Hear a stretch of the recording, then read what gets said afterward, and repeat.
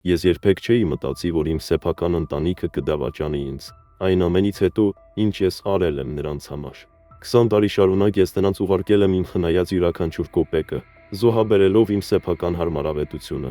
որպեսզի նրանք կարողանան ավելի լավ կյանքով ապրել իմ հայրենի Երևանում։ 20 տարի շարունակ զանգեր եմ լսել, թե որքան հպարտ են ինձնով, որքան կարոտում են ինձ, որքան երախտապարտ են իմ զոհաբերությունների համար։ Եվ հիմա ես նստած եմ այստեղ, Նյու Յորքի օտարերկրյա քաղաքացիների ժամանակավոր կալանքի կենտրոնում։ Սպասում եմ Հայաստան արտաքսմանը, քանի որ նրանք ընտանիքս է ինձ հանձնել ոստիկաններին։ Եթե ուզում եք լսել նմանատիպ ավելի իրական պատմություններ, բաժանորդագրվեք եւ լայքեք, քանի որ այն, ինչ ես պատրաստվում եմ պատմել ձեզ, այնպիսի բան է, որի մասին երբեք չէի մտածի, որ կպատահի ինձ հետ։ Իմ անունը Արման Սարգսյան է։ Ես Միացյալ Նահանգներ եմ եկել 2005 թվականին, երբ ընդամենը 22 տարեկան էի։ Ես սահմանը հատել եմ հազարավոր այլ մարդկանց նման, ավելի լավ կյանքի հույսով եւ խոստումով գումար ուղարկել իմ ընտանիքին տուն վերադառնալու համար, իմ տարեց ծնողներին, իմ կրտսեր քրոջը Անուշին եւ նրա 2 փոքր երեխաներին։ Դա հեշտ որոշում չէր, բայց մեր քաղաքում աշխատանք չկար, եւ իմ զարմիկներին դեղորայք էր պետք, որը մենք չէինք կարող թույլ տալ։ Առաջին մի քանի տարիները աներևակայելի դժվար էին։ Ես օրական 16 ժամ աշխատում էի 2 տարբեր ռեստորաններում։ Նյու Յորքի արվարձաններում կիսում էի մի փոքրիկ բնակարան 6 այլ տղամարդկանց հետ, եւ ամեն գիշեր քնում էի ընդամենը 5 ժամ, բայց ամեն ամիս, անխափան, իմ ընտանիքին ուղարկում էի $400-ից $800։ Հիշում եմ, թե ինչպես էի յուրաքանչյուր հաշիվը 3 անգամ հաշվել ուղարկելուց առաջ, համոզվելով, որ սխալ չեմ թույլ տվել։ Երբեմն այնքան քիչ գումար էի ունենում, որ ստիպված էի ընտրություն կատարել սննդի եւ տրանսպորտի միջև։ Ես նախընտրում էի 40 րոպե քայլել Նյու Յորքի կիզիչ արևի տակ, օրվա վերջում գոնե 1 սենդվիչ ուտելու համար։ Ժամանակի ընթացքում իրավիճակը մի փոքր բարելավվեց։ Ես գտա ավելի կայուն աշխատանք, որպես խոհարար բավականին հայտնի իտալական ռեստորանում։ Սեփականատերը, Մարկուս Զորգանոնով մի տղամարդ, գնահատում էր իմ աշխատասիրությունն ու ճշտապահությունը։ Ես 15 տարվա ընթացքում ոչ մի օր չեմ ուշացել։ Ես ամեն օր արթնանում էի ժամը 4։ 30-ին ժամանակին հասնելու համար, նույնիսկ երբ հասարակական տրանսպորտը խափանված էր կամ երբ փոթորիկները ողողում էին փողոցները, ինձ ամենաշատը նյարդայնացնում էր ծննդյան օրերի, կարևոր օրերի բացակայությունը։ Երբ իմ ավագ զարմիկ Բաբկենն ավարտեց ավագ դպրոցը, ես նրան կարողացա տեսնել միայն մշուշոտ տեսազանգի միջոցով։ Երբ 2012 թվականին մայրս թոքաբորբով հիվանդացավ, ես ինձ անօգնական զգացի, անկարող էի նրա կողքին լինել, բայց նման արտակարգ իրավիճակներում շարունակում էի ավելի շատ գումար ուղարկել։ Ես աշխատում էի արտաժամյա, ստանձնում էի ցանկացած լրացուցիչ աշխատանք, որը կարող էի գտնել։ Հասավ այն կետին, որ ես ամսական մինչև $1000 էի ուղարկում, երբ հայրս շտապ վիրահատության կարիք ուներ։ Մեկնաբանություններում ասեք, թե որ երկրից եք լսում, քանի որ ընտանեկան դավաճանության այս պատմությունը կարող է տեղի ունենալ հետխորհրդային երկրներից եկած մարդկանց ցանկացած համայնքում։ Տարիների ընթացքում ես նկատեցի աննշան փոփոխություններ իմ ընտանիքում։ Սկզբում զանգերը երկար էին, լի առօրյա կյանքի մանրամասներով։ Հարցեր այն մասին, թե ինչպես եմ ես, անկեղծ մտահոգություն։ Բայց աստիճանաբար զրույցները սկսեցին գրեթե բացառապես պտտվել փողի շուրջ։ Երբ եք ուղարկելու հաջորդ փոխանցումը։ Այս ամիս մեզ ավելին է պետք։ Բաբկենի ընկերը նոր սպորտային կոշիկներ ունի, որոնք շատ թանկ են։ Ես փորձեցի շատ չմտածել դրա մասին։ Ես ինքս ինձ ասացի, որ դա նորմալ է, որ նրանք պարզապես դժվար ժամանակներ են ապրում։ 2018 թվականին Մարկուսն ինձ առաջարկեց սուշեֆի պաշտոնի բարձրացում, որը նշանակում էր ավելի մեծ պատասխանատվություն, բայց նաև ավելի լավ աշխատավարձ։ Առաջին անգամ ես կարողացա վարձակալել իմ սեփական բնակարանը։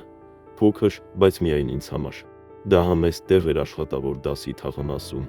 բայց ինձ համար դա մեծ նվաճում էր։ Ես ունեի աղջակալ, որը ոչ մեկի հետ չէի կիսում, լոգարան, որտեղ հերթում սպասելու կարիք չկար, փոքրիկ խոհանոց, որտեղ կարող էի պատրաստել այն, ինչ ուզում էի։ Ես լուսանկարներ ուղարկեցի ընտանիքիս, հուսալով, որ նրանք ուրախ կլինեն ինձ համար։ Քույրս Անուշը անմիջապես պատասխանեց. Լավ է, որ հիմա ավելի շատ փող ունես։ Բաբկենն ուզում է սովորել Երևանի համալսարանում եւ մեզ օգնություն է պետք։ Ոչ մի շնորհավորանք, ոչ մի հարց այն մասին, թե ինչպես եմ իմ նոր տանը։ Միայն սպասում էի, որ հիմա կկարողանամ ավելի շատ փող ուղարկել։ Այնուամենայնիվ, ես կատարեցի իմ պարտավորությունները, վճարելով Բաբկենի կրթության, ապա նրա գրքերի, հանրակացարանի, ամսական ծախսերի համար։ Հետո հերթը հասավ իմ զարմուհուն Սաթենին, եւ ես շարունակեցի կանոնավոր գումար ուղարկել ծնողներիս, որոնց առողջությունը տարիքի հետ վատանում էր։ Երբեմն մտածում էի, թե երբ դա բավարար կլինի, երբ կարող եմ սկսել խնայել ինձ համար, իմ ապագայի, իմ սեփական երազանքի համար, գուցե մի օր փոքրիկ ռեստորան ունենալու համար։ Բայց ամեն անգամ, երբ ես աննշան կասկած էի հայտնում, մեղքի զգացումը արագորեն հետևում էր։ Այն ամենից հետո, ինչ մենք արել ենք քեզ համար, մայրս ասում էր, մենք քո ընտանիքն ենք։ Ուրիշով կսիրի քեզ, Անուշը պնդեց։ Եվ ես զիջեցի, որովհետև վերջիվերջո նրանք իմ արյունն էին, եւ ես խոստացա հոգ տանել նրանց մասին, երբ հեռանամ։ Ես չգիտեի, որ նրանք նույն հավատարմությունը չէին զգում իմ նկատմամբ, եւ որ մի օր այս հավատարմության պակասը ինձ կարժենա այն ամենը, ինչ ես կառուցել էի այս երկրում 2 տասնամյակների ընթացքում։ Իրական շրջադարձային պահը սկսվեց 2025 թվականի հունվարին, Թրամփի նախագահական ընտրություններում վերադառնալուց անմիջապես հետո։ Լուրերը լի էին ներգաղթային ռեյդերի, զանգվածային արտաքսումների, սահմանին բաժանված ընտանիքների մասին պատմություններով։ Սկսվել էր նոր ավրորագործողություն, եւ վախը զգացվում էր մեր համայնքի յուրաքանչյուր անկյունում։ Իմ ծանոթներից շատերը սկսեցին սահմանափակել իրենց տեղաշարժերը, դուրս գալով միայն անհրաժեշտության դեպքում։ Ոմանք նույնիսկ թողեցին իրենց աշխատանքը, վախենալով, որ ճանապարհին կհայտնվեն։ Ես շարունակում էի ամեն օր գնալ ռեստորան, չէի կարող թույլ տալ, որ ինչ-որ բան բաց թողնեմ։ Մարկուսը գիտեր իմ ներգաղթային իրավիճակի մասին, բայց երբեք ոչինչ չէր ասում դրա մասին։ Մենք այդ ռեստորանում ընտանիքի պես էինք։ Նա ինքը 40 տարի առաջ ռուս ներգաղթյալ էր եղել եւ հասկանում էր, թե ինչ է նշանակում ամեն ինչ թողնել ավելի լավ ապագայի համար։ Փետրվարին ծնողներս սկսեցին ավելի լուրջ առողջական խնդիրներ ունենալ։ Իմ հորը, որն արդեն 76 տարեկան էր, ախտորոշեցին Պարկինսոնի հիվանդություն, իսկ մայրս 72 տարեկան շարունակում էր պայքարել վատ վերահսկվող շաքարախտի դեմ։ Հայաստանում դևերը գնալով թանկանում էին, եւ պետական ապահովագրությունը չէր ծածկում նրանց անհրաժեշտ ամեն ինչ։ Ես սկսեցի ամսական 700, 800, նույնիսկ $1000 ուղարկել։ Գրեթե ամբողջ վաստակածս գումարն էր օգտագործվում այս փոխանցումների համար։ Մարտի մի երեկո ես զանգ ստացա Անուշից։ Նա անհանգիստ էր, արագ խոսում էր, ձայնը կտրվում էր արցունքներից։ Արման հայրիկս շատ հիվանդ է, ասաց նա։ Նա շտապ վիրահատության կարիք ունի։ Բժիշկներն ասում են, որ առանց դրա նա կարող է լիովին կաթվածահար լինել մի քանի ամսվա ընթացքում։ Որքան կարժենա դա, հարցրի ես, ստամոքսիս մեջ ծանոթ հանգույց գալով։ $120,000, պատասխանեց Անուշը։ Գիտեմ, որ շատ է, բայց նա քո հայրիկն է, Արման։ Մենք չենք կարող նրան այսպես թողնել։ $120,000 է այն ամենը, ինչ ես կարողացել եմ խնայել 20 տարվա ընթացքում։ Իմ արտակարգ իրավիճակների համար նախատեսված միջոցները, իմ փոքրիկ երազանքը, ունենալ սեփական ռեստորան, իմ ծերության ապահովագրությունը։ Լավ, թող մտածեմ, ասացի ես։ Դա մերժում չէր։ Ինձ պարզապես ժամանակ էր պետք հասկանալու, թե ինչ է նշանակում մնալ առանց ոչնչի։ Անուշի արձագանքը անհապաղ եւ զայրացած էր։ Մտածում եք ձեր հորը օգնելու մասին։ Փողը ընտանիքից կարևոր է։ Ինչ եք դարձել այնտեղ, ես ասեր ամերիկացի։ Նրա խոսքերը ինձ ուժեղ հարվածեցին։ Ես երբեք եսասեր չեմ եղել դրանց հետ։ 20 տարվա զոհաբերությունն ապացուցեց դա։ Դա ճիշտ չէ, Անուշ։ Ես պարզապես պետք է կազմակերպեմ, թե ինչպես կատարել փոխանցումը։ Սրանք բոլոր իմ խնայողություններն են։ Դե արագ կազմակերպիր, կտրուկ ասաց նա։ Հայրիկը ժամանակ չունի։ Այդ գիշեր ես չէի կարողանում քնել։ Ես ինձ զգում էի փակված մեղքի, պարտականության եւ անհանգիստ նախազգացման միջև, որ ինչ-որ բան այն չէ։ Հաջորդ առավոտյան զանգահարեցի հորս, ցանկանալով նրանից լսել, թե ինչպես է իրեն զգում, ինչպիսին է իր վիճակը։ Ի զարմանս ինձ, պատասխանեց մայրս։ Հայրիկը հանգստանում է, ասաց նա։ Դե որ այքը նրան շատ է հոգնեցնում։ Մայրիկ, ճիշտ է, որ նրան $120,000 վիրահատություն է պետք։ Անհարմար լռություն տիրեց։ Նախքան նա պատասխանեց. Այո, որդիս, գիտենք, որ դա շատ գումար է, բայց բժիշկներն ասում են, որ դա անհրաժեշտ է։ Կարող եմ խոսել բժշկի հետ, իրավիճակը ավելի լավ հասկանալու համար։ Եվս մեկ լռություն։ Չեմ կարծում, որ դա հնարավոր է, որդիս։ Նա շատ զբաղված բժիշկ է։ Իմ անհանգստությունն աճեց։ Նախկինում բոլոր բժշկական արտակարգ իրավիճակներում ես միշտ կարող էի խոսել բժիշկների հետ։ Մայրիկս միշտ պնդում էր դա, որպեսզի ես ճիշտ հասկանայի, թե ինչու եմ գումար ուղարկում։ Որ հիվանդանոցում պետք է գնամ վիրահատության համար։ Հարցրի ես։ Մարզայի հիվանդանոց, արագ պատասխանեց նա։ Ինչպես միշտ, ես որոշեցի ինքնուրույն ուսումնասիրել։ Ես մանկության ընկեր ունեի, Արտակը, որը դեռ ապրում էր մեր քաղաքում, եւ որի հետ ես պատահական կապ էի պահպանում սոցիալական ցանցերի միջոցով։ Նույն օրը ես նրան հաղորդագրություն ուղարկեցի, աննկատելիորեն խնդրելով, որ ինչ-որ պատրվակով այցելի ծնողներիս եւ պատմի հորս առողջության մասին իր տպավորությունների մասին։ 2 օր անց Արտակը զանգահարեց ինձ։ Ես այցելեցի քո ծնողներին իմ այգուց միրգ բերելու պատրվակով, ասաց նա։ Քո հայրը բակում էր, նորոգում էի հին մոտոցիկլետը, շարժվում էի որոշակի կոշտությամբ, բայց ոչինչ չէր հուշում լուրջ կամ անխուսափելի հիվանդության մասին։ Քո մայրը ինձ հրավիրեց եւ շատ հարցրեց քո մասին։ Ինչպես ես, գիտեմ ինչ-որ բան քո այնտեղի կյանքի մասին։ Սիրտս սեղմվեց։ Հայրիկս վիրահատության մասին որևէ բան հիշատակել է։ Ոչ, ընդհանրապես ոչ։ Իրականում նա լավ տրամադրության մեջ էր։ Խոսում էր հավանոցը ընդլայնելու ծրագրերի մասին, բայց ինչ-որ բան այնպես չէր ստացվում։ Ես որոշեցի անմիջապես զանգահարել տարածաշրջանային հիվանդանոց եւ հարցնել Պարկինսոնի հիվանդության վիրահատության մոտավոր արժեքի մասին։ Ինձ խնամող բուժքույրը բացատրեց, որ պրոցեդուրաների մեծ մասը ծածկվում է պետական ապահովագրությամբ, եւ նույնիսկ ամենամասնագիտացվածները չեն գերազանցում $3,000-4,000։ Կոկորդս ֆցանված, այդ գիշեր կրկին զանգահարեցի Անուշին։ Ես հետաքննություն եմ անցկացնում, ասացի ես, փորձելով հանգիստ ձայնս պահել։ Եվ վիրահատության ծախսերը չեն համապատասխանում ձեր ասածին։ Գծի մյուս ծայրում երկար լռություն տիրեց։ Վերջապես Անուշը խոսեց լարված ձայնով։ Բժիշկները բարդություն են հայտնաբերել։ Նրանց մասնագետներ են պետք այլ երկրից։ Ես խոսել եմ հիվանդանոցի հետ, պնդեցի ես, ինչպես նաև Արտակի հետ, որը 3 այցելել էր հայրիկին։ Եվս մեկ լռություն, ավելի երկար եւ ծանր։ Երբ Անուշը կրկին խոսեց, նրա ձայնը լիովին փոխվել էր։ Այն այլևս աղերսով չէր, այլ սառը եւ հաշվարկող։ Այսպիսով, հիմա դու լրտեսում ես քո սեփական ընտանիքին, մարդկանց ուղարկում մեր տուն, մեզ վերահսկելու համար։ Ես ուղղակի ուզում եի իմանալ ճշմարտությունը, Անուշ։ Իրականում ինչի համար է այդ փողը։ Ռումբը վերջապես պայթել էր։ Մեզ այս փողը պետք է, որովհետև մենք դրան արժանի ենք, գոռաց նա։ 2 տարի հոգացել ես մեր ծնողների մասին, մինչդեռ դու ապրում էիր քո ամերիկյան կյանքով։ Կարծում ես հեշտ էր, մինչ դու քեզ համար բնակարան էիր գնում, քո հարմարավետությունը, մենք դեռ այստեղ ենք, նույն հին տանը, նույն դժվարություններով։ Ինչպես միշտ, ես ամեն ամիս գումար եմ ուղարկել 20 տարի շարունակ, պատասխանեցի ես, կրծքիս մեջ զգալով զայրույթի եւ տխրության խառնուրդ։ Վճարել ես երեխաներիդ համալսարանի, ծնողների դեղերի, տան վերանորոգման համար։ Դա բավարար չէ, ընդհատեց նա ինձ։ Դա երբեք բավարար չէր, դու հեռացար, Արման, մեզ այստեղ թողեցիր, եւ հիմա մեզանից լավ ես ապրում այն գումարով, որը դու այնտեղ վաստակում ես։ Այս գումարը պետք է լինի քո ընտանիքի համար, քո բացակայության համար փոխհատուցելու համար։ Այդ պահին ես հասկացա, թե ինչ մասշտաբներ էր կատարվում։ Սա բժշկական արտակարգ իրավիճակ չէր, այլ հուզական շանտաժ։ Արման, եթե ներգաղթյոն ոստիկանները գան, ես ստիպված կլինեմ ճշմարտությունը ասել նրանց։ Ես չեմ կարող վտանգել իմ ռեստորանը, իշխանություններին ստելով, բայց խոստանում եմ, որ նրանց չեմ օգնի։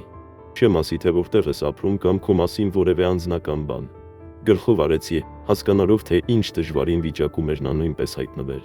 15 տարվա հավատարմությունն այսպես ավարտվեց։ Շտաբ հրաժեշտ փոքրիկ գրասենյակում, լեփ-լեցուն ռեստորանի ձայների ներքո։ Շնորհակալություն ամեն ինչի համար, Մարկուս, ասացի ես, կոկորդումս գնդիկ զգալով։ Դու ինձ համար ավելին էիր, քան ընտանիքս, ավելին, քան իմ սեփական արյունը։ Ես դուրս եկա հետևի դռնից, վերջին անգամ նայելով խոհանոցին, որը տարիներ շարունակ իմ երկրորդ տունն էր եղել։ Ջերմությունը, հոտերը, դանակների ծանոթ ձայները, որոնք կտրում էին ուտելիքը, եռացող ջուրը եւ շարժվող ամանները, ամեն ինչ անցյալում էր, եւ այդ պահին ես հաստատ գիտեի, որ երբեք չեմ վերադառնա։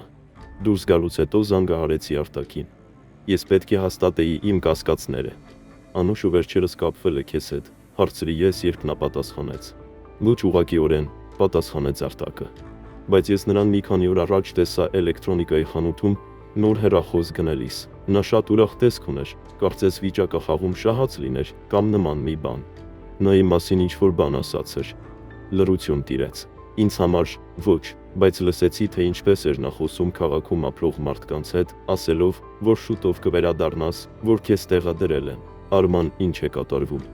Ես նրան համառոտ պատմեցի անանուն տեղեկատվության մասին։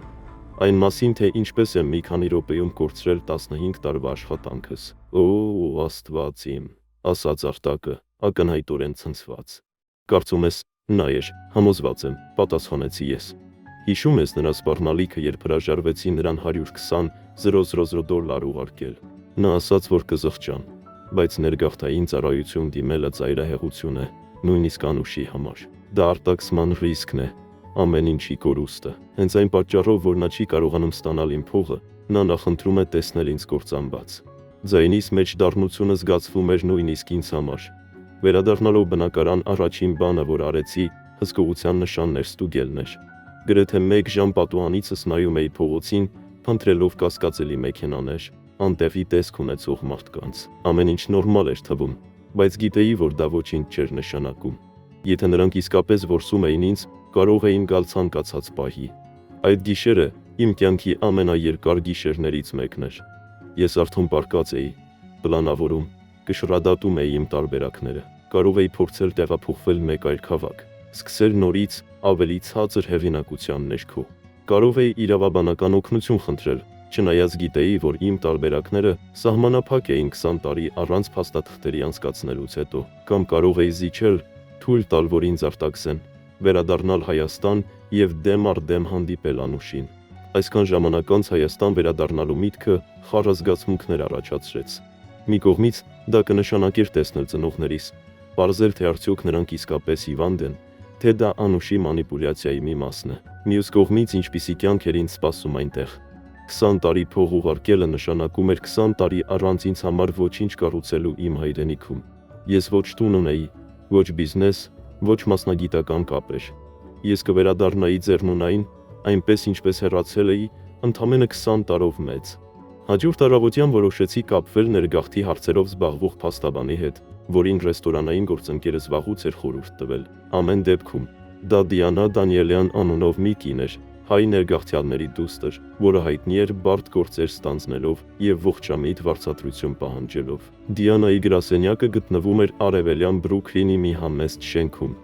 Սպասասրահը լիքն էր, հիմնականում հետխորհրդային երկրներից եկած ընտանիքներով, որոնց դեմքին անհանգստացած արտահայտություններ կային, նման իմ դեմքին։ Երբ վերջապես իմ հերթը հասավ, մտա մի փոքրիկ գրասենյակ, որտեղ Դիանան,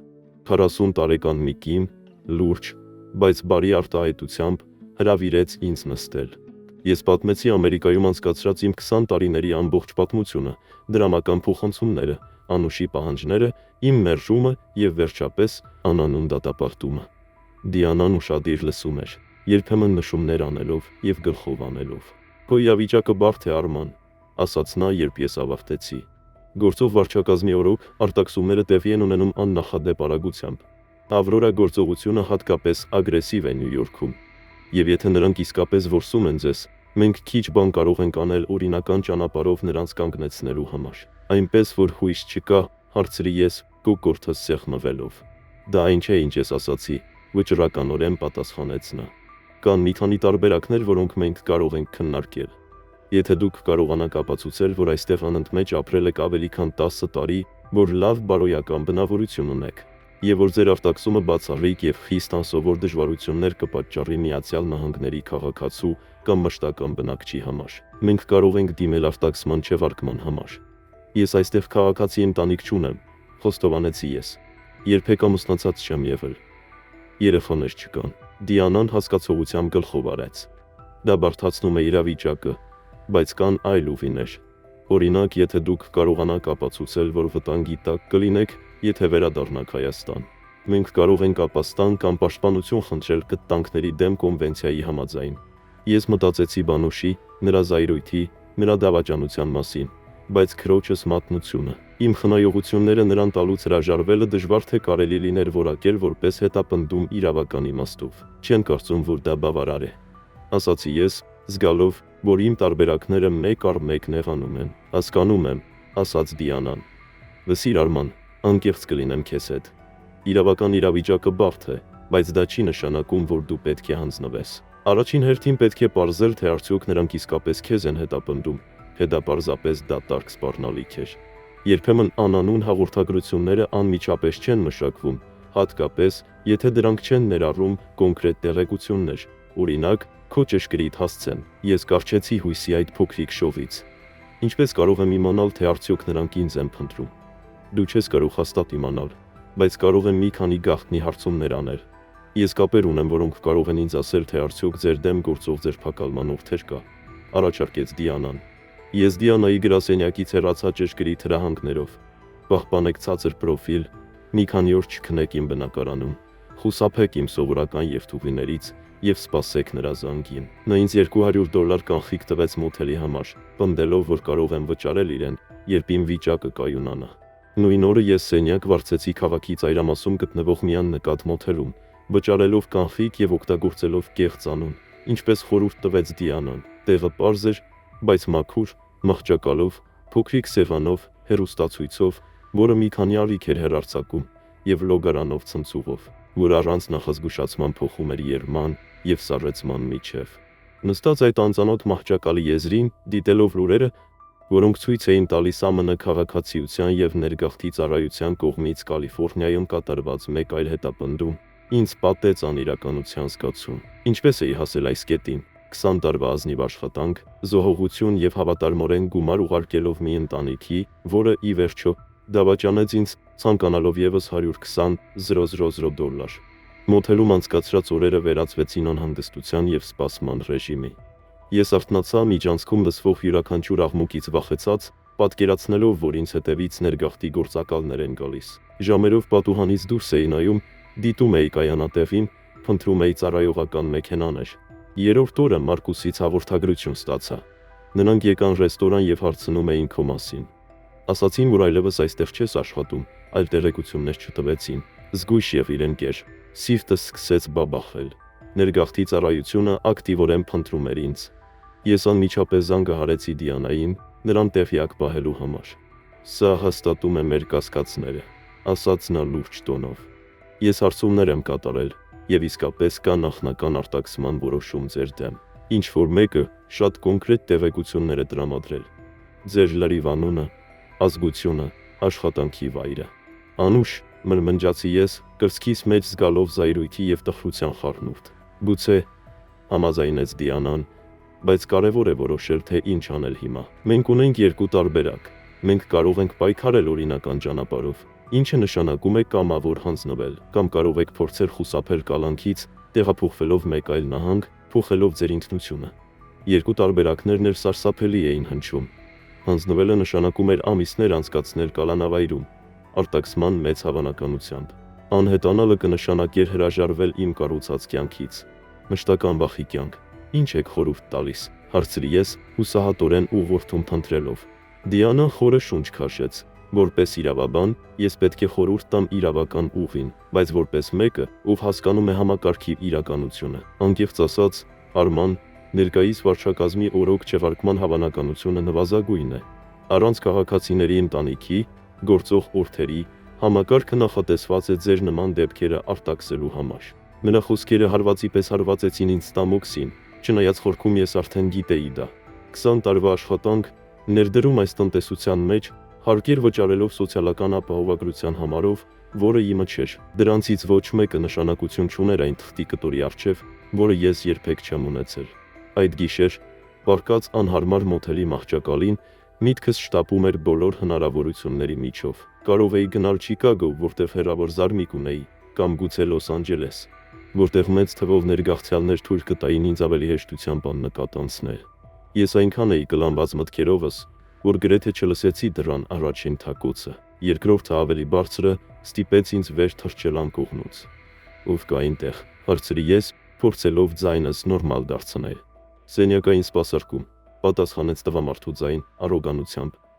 Ես ոչինչ չէի պատվիրել, եւ այս մոթելը անկասկած սենյակային սպասարկում չէր առաջարկում։ Ես ոչինչ չեմ պատվիրել, ասացի ես մոտենալով պատուհանին կայանատեղի նայելու համար։ Տեսա երկու անանուն սև մեքենա, որը բնորոշ է գաղտնի ներգաղթային գործողություններին։ Պարոն, մենք ձեզ համար առաքում ունենք, պնդեց ձայնը։ Հաթեթ։ Ես լիովին անշարժ էի, շունչս պահած։ Գիտեի, թե ինչ է կատարվում։ Նրանք գտել էին իմ թաքստոցը հավանաբար հետևելով իմ հեռախոսին։ Առաջնորդությունը վերցրեց մեկ այլ, ավելի հեղինակավոր ձայն։ Պարոն Սարգսյան, մենք ներգաղթի եւ մաքսային ծառայության գործակալներ ենք։ Մենք ունենք ձեր ձերբակալմանով թեր։ Խնդրում եմ, բացեք դուռը։ Այդ պահին ամեն ինչ դարձավ սյուրռեալիստական։ Կարծես ես դրսից էի դիտում տեսարանը։ Այս երկրում անցկացրած 20 տարին այսպես ավարտվեց։ Մոթելի դուռ իմ եւ արտաքսման միջև։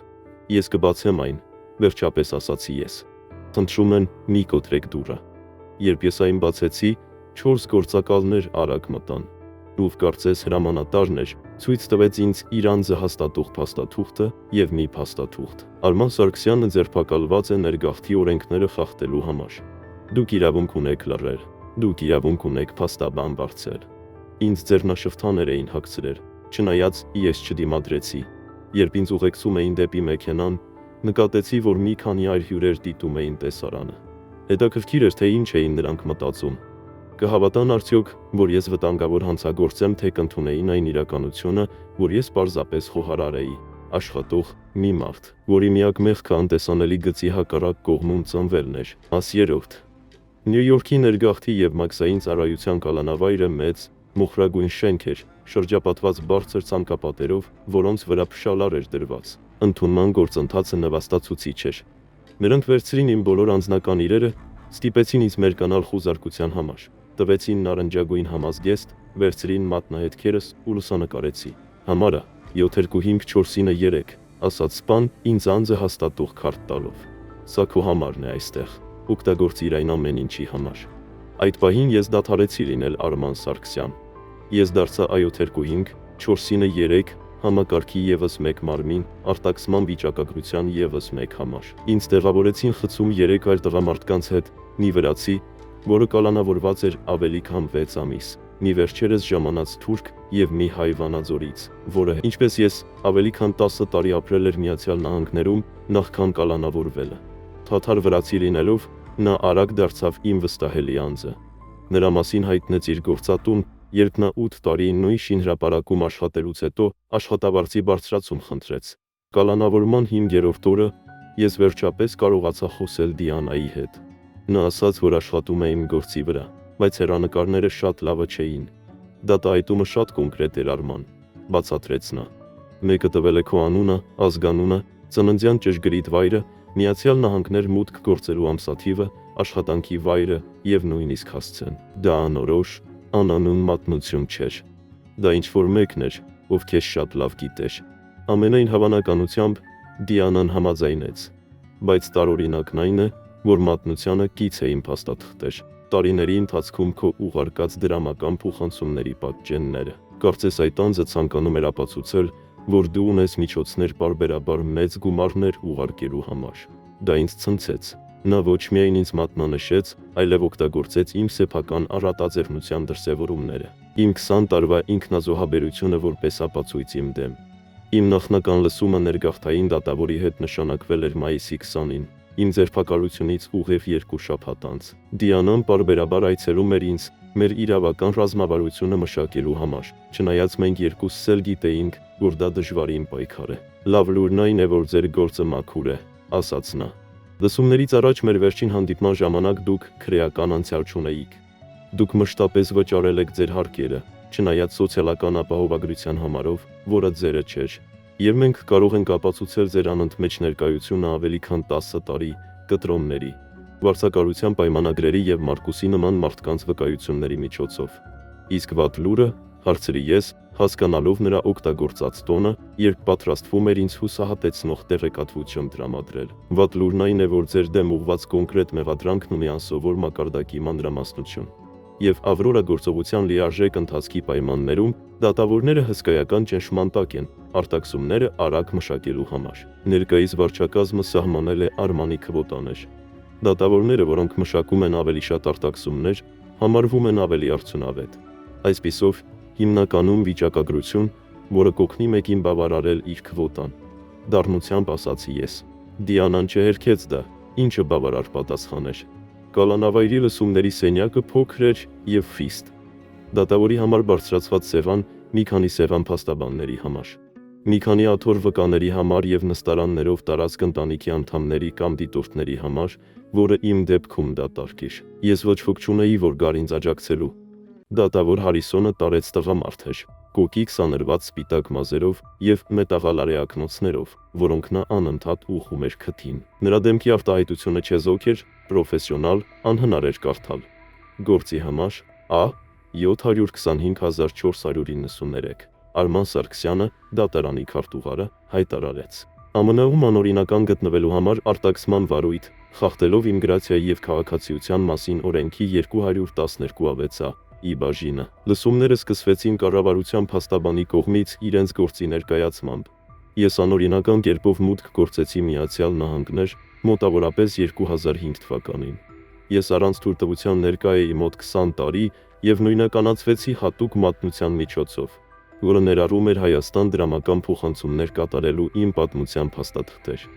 Դիանան ներկայացրեց մեր պաշտպանությունը, արտաքսումը չեղյալ համարելու միջնորդություն, հիմնվելով իմ ավելի քան 10 տարվա անընդմեջ ներկայության, իմ հարկային հայտարարագրերով եւ գործատուի վկայագրերով ապացուցված իմ լավ բարոյական կերպարի եւ այն փաստարկի վրա, որ իմ արտաքսումը բացառիկ եւ խիստ անսովոր դժվարություններ կպատճառի իմ ծնողներին Հայաստանում։ Դա թույլ փաստարկ էր,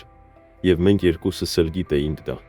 Սովորաբար բացառիկ դժվարությունները վերաբերում են Միացյալ Նահանգների այն քաղաքացիներին կամ մշտական բնակության վայրերին, ովքեր կախված են ներգաղթյալից, այլ ոչ թե ծագման երկրում գտնվող հարազատներին։ Բայց դա էր ամբողջը, ինչ մենք ունեինք։ Դատավոր Հարիսոնը ուշադիր լսում էր, երբեմն նշումներ անելով։ Երբ Դիանան ավարտեց, նա ուղղեց ակնոցները եւ ուղիղ նայեց ինձ. «Պարոն Սարգսյան, ես հասկանում եմ, որ դուք մոտ 20 տարի է, ինչ դրամական փոխանցումներ եք ուղարկում ձեր ընտանիքին Հայաստանում։ Արդյոք դա ճիշտ է»։ «Այո, ձերդ պատիվ», պատասխանեցի ես։ «Ամեն ամիս, առանց բացառության։ Եվ այս փոխանցումները կազմում էին ձեր եկամտի զգալի մասը, մոտավորապես ձեր վաստակածի կեսը։ Ձերդ պատվո, երբեմն ավելի շատ, երբ կային բժշկական արտակարգ իրավիճակներ կամ կրթական ծախսեր»։ Դատավորը գլխով արեց, նայելով իր առջև դրված փաստաթղթին։ «Մեղադրանքի հետ տրամադրված այս գրառումների համաձայն դուք ամսական ուղարկել եք $400-ից մինչև $1000։ Դա կազմում է ավելի քան $100,000 20 տարվա ընթացքում։ Հնարավոր է ձերդ պատվո։ Ես երբեք ճշգրիտ հաշվարկ չեմ արել, բայց միշտ ուղարկել եմ այն, ինչ կարող էի։ Եվ այնուամենայնիվ, հիմա դուք պնդում եք, որ ձեր արտաքսումը բացառիկ դժվարություններ կպատճառի նույն հարազատներին, ովքեր 20 տարվա ընթացքում ձեզանից ստացել են ավելի քան $100,000։ Ես զգացի, թե ինչպես է կոկորդս սեղմվում։ Այսպես ներկայացված մեր պաշտպանությունը հնչում էր նույնիսկ ավելի թույլ, քան արդեն կար։ Ձերդ պատիվ», միջամտեց Դիանան։ «Փաստարկը պարզապես տնտեսական չէ։ Պարոն Սարգսյանն իր ընտանիքի հիմնական հենարանն է եղել 20 տարի։ Նրա ծնողները տարեց են եւ հուզականորեն կախված են այն կայունությունից, որը ապահովում է իրենց որդու անվտանգության եւ Միացյալ Նահանգներում աշխատելու գիտակցությամբ»։ Դատավորը բարձրացրեց ակնհայտորեն կասկածամիտ հոնքը։ «Մուրադյանի փաստաբան, ամենայն հարգանքով, այս փաստարկը հակասում է ապացույցներին։ Այս գործը հարուցած մեղադրանքը եկել է պարոն Սարգսյանների ընտանիքից։ Ես դժվար թե հավատամ, որ պարոն Սարգսյանների արտաքսումը Հայաստան կարող է առաջացնել բացառիկ եւ խիստ անսովոր տառապանքներ, երբ դա իրականացնելու գործընթացը նախաձեռնել են նրա սեփական հարազատները»։ Դիանան գունատվեց։ «Մենք չէինք սպասում, որ դատավորը կունենա այս տեղեկատվությունը։ Պարզվում է, որ մեղադրանքը այնքան անանուն չէր, որքան մենք կարծում էինք»։ «Ձերդ պատիվ», ասացի ես չեմ կարողանում ինձ զսպել։ «Ինձ մասին հայտնել է քույրս, այլ ոչ թե ծնողներս։ Եվ նա դա արեց, քանի որ ես հրաժարվեցի նրան ուղարկել հորս ենթադրյալ վիրահատության համար պահանջված $120,000, որը նա պահանջեց, որը կեղծ էր։ Ծնողներս տարեց են եւ նրա ազդեցության տակ են, բայց չեմ կարծում, որ նրանք կհաստատեին ինձ մասին հաղորդում տալը, եթե լիովին հասկանային հետևանքները»։ Դատավորը նայեց ինձ մի պահ կարեկցանքով, բայց արագ վերադարձավ իր մասնագիտական արտահայտությանը։ «Պարոն Սարգսյան, ես հասկանում եմ ձեր հիասթափությունը, բայց օրենքը տարբերություն չի դնում, թե ընտանիքի որ անդամն է ներկայացրել հաղորդումը։ Այն փաստը, որ այն եկել է ձեր ընտանեկան միջավայրից, զգալիորեն թուլացնում է բացառիկ դժվարությունների փաստարկը»։ Դիանան փորձեց մի քանի այլ ռազմավարություններ, իմ անբասիր աշխատանքային պատմությունը, ի-թինի միջոցով ներկայացված հարկային հաշվետվությունները, Մարկուսի եւ այլ նախկին գործատուների երաշխավորագրերը։ Բայց դատավորի դեմքից ես տեսնում էի, որ նա արդեն կայացրել էր իր որոշումը։ Լսումների ավարտին դատավոր Հարիսոնը վերջին անգամ ուղղեց ակնոցները եւ արտաբերեց այն խոսքերը, որոնք ես արդեն գիտեի, որ կհնչեն։ հաշվի առնելով ապացույցներն ու ներկայացված փաստարկները։ Այս դատարանը որոշում է կայացնում պարոն Արման Սարգսյանին արտաքսել Ամերիկայի Միացյալ Նահանգներից։ Նրան տրվում է կամավոր մեկնելու իրավունք, ինչը նշանակում է, որ նա ունի 30 օր երկիրը սեփական ուժերով լքելու համար։ Եթե նա դա չանի, կկտրվի պաշտոնական արտաքսման որոշում, եւ նրան ներգաղթային գործակալները կուղեկցեն մինչև սահման։ 20 տարի անց ինձ տրվեց 30 օր լքելու այն երկիրը, որը ես համարում էի իմ տունը, որտեղ ես կառուցել եմ իմ կյանքը, որտեղ ես ազնվորեն աշխատել եմ օրեցօր։ Դիանոն իհարկե վերաքննիչ բողոք ներկայացրեց, բայց մենք երկուսս էլ գիտեինք, որ դա ձևականություն էր, այլ ոչ թե իրական հույս։ Գործողության Ավրորա գործողության եւ ներգաղթային դատարանների գերբեռնվածության պայմաններում վերաքննիչ բողոքները կարող էին տևել ամիսներ կամ նույնիսկ տարիներ, եւ այդ ընթացքում ես կմնայի կալանքի տակ։ Որոշումը քոնն է, Արման, ասաց ինձ Դիանան լսումներից հետո։ Մենք կարող ենք բողոքարկել, բայց դուք ամբողջ ընթացքում կալանքի տակ կլինեք։ Կամ կարող եք ընդունել կամավոր մեկնումը, որը թույլ կտա ձեզ լքել կալանավայրը, հավաքել ձեր իրերը եւ ինքնուրույն վերադառնալ Հայաստան։ Ինչ գործնական տարբերություն կա, հարցրի ես, փորձելով հասկանալ իմ տարբերակները։ Եթե դուք ընդունեք կամավոր մեկնումը, տեխնիկապես չեք համարվի արտաքսված, ինչը ձեզ նվազագույն հնարավորություն կտա ապագայում օրինական վիզայի համար դիմելու։ Բացի այդ, կարող եք կարգավորել ձեր գործերը մեկնելուց առաջ, փակել ձեր բանկային հաշիվը, վաճառել կամ նվիրաբերել ձեր իրերը, հրաժեշտ տալ ընկերներին։ Ինձ երկար չտևեց որոշում կայացնելը։ Այդ կալանավայրում ամիսներ կամ տարիներ անցկացնելու միտքը, սպասելով բողոքարկման, որը հավանաբար կձախողվեր, անտանելի էր։ Կամավոր մեկնելու դեպքում գոնե ես կարող էի այդ գործընթացում վերականգնել որոշ արժանապատվություն։ Ես ընդունում եմ կամավոր մեկնումը, ասացի ես Դիանային։ Ազատ արձակման ձևականությունները տևեցին եւս մեկ շաբաթ։ Երբ վերջապես դուրս եկա կալանավայրից, պլաստիկ տոպրակի մեջ դրած իմ քիչ իրերով եւ պաշտոնական փաստաթղթով, որը ինձ 30 օր ժամանակ էր տալիս երկրից հեռանալու համար, ես զգացի թեթևության եւ հուսահատության տարօրինակ խառնուրդ։ Ես ազատ էի, բայց դա պայմանական ազատություն էր։ Ազատություն ժամկետ անց։ Առաջին բանը, որ ես արեցի, Մարկուսին զանգահարելն էր։ Նրա ձայնը գծի մյուս կողմից լի էր զգացմունքներով։ Արման, լավ ես, որտեղ ես։ Ես համառոտ բացատրեցի իմ իրավիճակը, լսումները, կամավոր մեկնումը,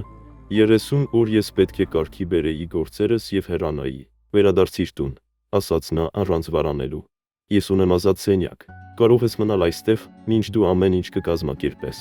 Մարկուսի առատաձեռնությունը խորապես հուզեց ինձ։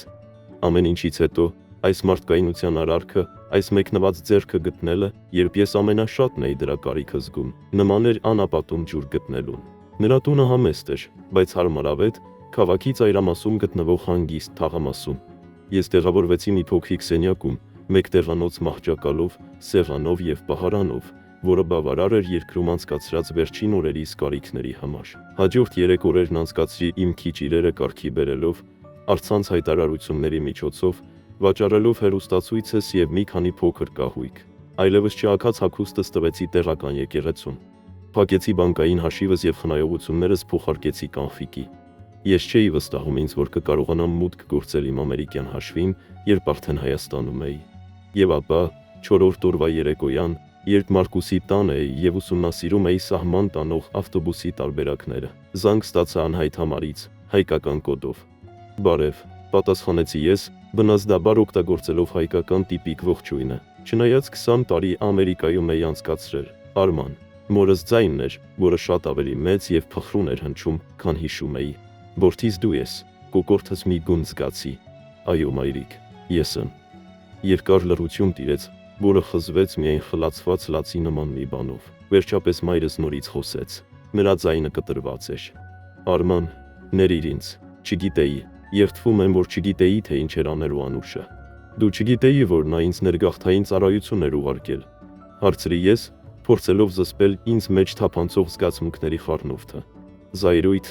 ցավ, շփոթմունք եւ հույսի անսպասելի կայծ մորս ձայնի մեջ զղջման ձայնից։ Ոչ որդիս, Աստծով եմ երդվում։ Նրա ձայնը նորից կտրվեց։ Անուշն ասաց մեզ, որ դու կամավոր վերադառնալու ես, որովհետև կարոտել ես քո ընտանիքին, որ հոգնել ես Ամերիկայից եւ ուզում ես վերադառնալ քո արմատներին։ Միայն այն ժամանակ, երբ հեռուստացույցով տեսանք հարցազրույցը եւ նա խոսեց քո մեզ օգնելուց հրաժարվելու մասին, սկսեցինք կասկածել, որ ինչ-որ բան այն չէ։ Իմ միտքը մշակեց այս տեղեկատվությունը, փորձելով այն հաշտեցնել իմ իմացածի հետ։ Բայց հայրիկը հայտնվեց այդ հարցազրույցում։ Նա նաեւ խոսեց իմ մասին, այն մասին, որ ես պետք է հիշեմ, որ ընտանիքն առաջին տեղում է։ Հայրդ չգիտեր, թե իրականում ինչ էր կատարվում։ Անուշն ասաց, որ դա հարցազրույց է մի հաղորդման համար, որը պատմում էր իրենց ընտանիքներին օգնող հաջողակ միգրանտների մասին։ Նա միայն կրկնեց այն, ինչ Անուշը առաջարկեց ասել։ Դադար տիրեց, եւ ես լսեցի, թե ինչպես է մայրս խորը շնչում, կարծես ուժ էր հավաքում։ Արմոն, հայրդ կոտրվել է ճշմարտությունը իմանալուց հետո։ Նա չի ուտում, հազիվ է քնում։ Նա անընդհատ ասում է, որ իր մեղքն է, որ պետք է ինչ-որ բան կասկածեր։ Ես գլխապտույտ զգացի։ Շաբաթներ շարունակ ատում էի ամբողջ ընտանիքս, հավատալով, որ նրանք բոլորը ներգրավված են դավաճանության մեջ։ Բայց եթե մայրս ճշմարտությունն էր ասում, ապա իմ ծնողներին նույնպես մանիպուլյացիայի են ենթարկել։ Անուշ ինչպես իմացար, որ ինձ արտաքսում են, հարցրի ես։ Արտակն ասաց մեզ, նա անընդհատ հարցնում էր քո մասին։ Եվ երբ Անուշը սկսեց խուսափել հարցերից, սկսեց հետաքննություն անել։ Ես քո ձերբակալության մասին լուրը գտա Նյու Յորքի տեղական թերթում, որն ունի թվային տարբերակ։ Նա մեզ հոդվածը ցույց տվեց 3 օր առաջ։ Արտակը, իմ հին ընկերը, շարունակում էր հետևել ինձ նույնիսկ հեռվից։ Ես զգացի երախտագիտության ալիք նրա նկատմամբ։ Եվ ինչ է ասում հիմա Անուշը։ Մայրս մի պահ լռեց։ Անուշն այլևս այստեղ չի ապրում։ Օրդ հետ բախումից հետո, երբ Արտակը մեզ ցույց տվեց հոդվածը, սարսափելի կռիվ տեղի ունեցավ։ Քո հայրը երբեք այսպիսին չի եղել։ Արման, նա նրա վրա գոռաց այնպիսի բաներ, որոնք կարծում էի երբեք չէր ասի իր դստերը։ Նա ասաց, որ նա քեզ ծախել է, որ դավաճանել է իր սեփական արյունը փողի համար։ Անուշը փորձեց արդարանալ, ասելով, որ դու պարտավոր ես մեզ ավելի շատ օգնել, որ այդ 120,000 դոլարը ոչինչ է այն բանի համեմատ, ինչ դու այնտեղ վաստակում ես։ Նրա համար ոչինչ, որովհետև դրանք նրա 20 տարվա զոհաբերությունը չէին։ Ես ընդհատեցի չկարողանալով զսպել դառնությունս։ Գիտեմ, որդիս, հիմա մենք գիտենք։ Քո հայրը նրան ասաց, որ հավաքի իրերը եւ հեռանա, որ չի ուզում տեսնել նրան, մինչև նա ծնկի իջած ներողություն չխնդրի քո համար։ Նա գնաց քաղաքում մնալու ընկերուհու մոտ։ Այդ ժամանակվանից մենք նրանից լուր չունենք։ Ես աչքերս շփեցի, փորձելով ամեն ինչ հասկանալ։ Մայրիկ, դու իսկապես ոչինչ չգիտեիր այս մասին։ Դու պատկերացում անգամ չունեիր, թե երբ Անուշը խնդրեց քեզ ստել հայրիկի առողջության մասին։ Անուշն ասաց, որ դա քեզ համար անակնկալ էր, որ նա կկազմակերպի քո վերադարձը, որպես նվեր մեզ համար, բայց որ նա պետք է համոզեր քեզ, քանի որ դու համառ էիր։ Նա խնդրեց ինձ ասել, որ քո հայրը հիվանդ է, որպեսզի մեղմացնի քո սիրտը։ Սրանք նրա ճշգրիտ խոսքերն էին։ Ես երբեք չէի կարող պատկերացնել։ Նա կանգ առավ ֆեղտվելով արցունքներից։ Որդիս, եթե ես իմանայի, թե ինչ է նա իրականում պլանավորում, ես երբեք չէի մասնակցի։ Ես 1000 անգամ կնախընտրեի երբեք չտեսնել քեզ, բայց իմանալ, որ դու այնտեղ լավ ես, քան տեսնել քեզ այսպես վերադառնալիս, արտաքսված, կորցնելով քո կառուցած ամեն ինչ։ Ես ուզում էի հավատալ նրան։ Ես պետք է հավատայի նրան։ Ամեն ինչից հետո, այն միտքը, որ գոնե իմ ծնողները գիտակցաբար չէին մասնակցել իմ կործանմանը, փոքրիկ մխիթարություն էր ողբերգության մեջ։ Ես հավատում եմ քեզ, մայրիկ, վերջապես ասացի ես, եւ ասա հայրիկին, որ նա չպետք է իրեն մեղադրի։ Անուշը մեզ բոլորիս մանիպուլացնում էր։ Մայրս թեթևացած լաց էր լինում հեռախոսագծի մյուս ծայրում։ Երբ կվերադառնաս, որդիս, ես պետք է լքեմ երկիրը մինչև հունիսի 17-ը։ Հավանաբար հաջորդ շաբաթ ավտոբուսով կհասնեմ սահման։ Ուղիղ տուն կգաս։ Հարցը ինձ անակնկալի բերեց։